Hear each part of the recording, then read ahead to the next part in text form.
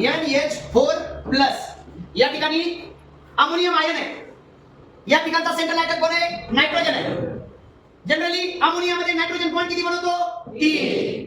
कोणासोबत बॉन्ड बनवतोय? हायड्रोजन. मला सांगा नायट्रोजनच्या बाहेर कक्षेत इलेक्ट्रॉन किती? 5. त्यापैकी त्याने वापरले किती? 3. त्याच्याकडे शिल्लक किती राहिले? 2. याचा अर्थ या ठिकाणी लोन पेअर आहे का? हो. अमोनियाच्या संपर्कामध्ये H+ आला. मला सांगा हायड्रोजन मध्ये आउटरमोस्ट इलेक्ट्रॉन किती? 1. H+ मध्ये इलेक्ट्रॉन किती? 0. म्हणजे एम्प्टी ऑर्बिटल आहे, इलेक्ट्रॉन नाही. अशा केस मध्ये अमोनिया मधला नायट्रोजन जो आपली लोन पेअर कुणाला देतो? H+ ला. आणि नव्याने हायड्रोजन सोबत बॉन्ड बनवतो आणि हा जो चार्ज आहे तो नायट्रोजन कडे येतो. अशा केस मध्ये निर्माण झालेल्या बॉन्डला कोऑर्डिनेट बॉन्ड किंवा डेटिव्ह बॉन्ड म्हणायचं. ज्याने लोन पेअर दिली त्याला काय म्हणायचं? लेडीज बेस का लेडीज ऍसिड? Ladies base. आणि ज्याने लोन पेअर घेतली त्याला काय म्हणणार? Ladies acid.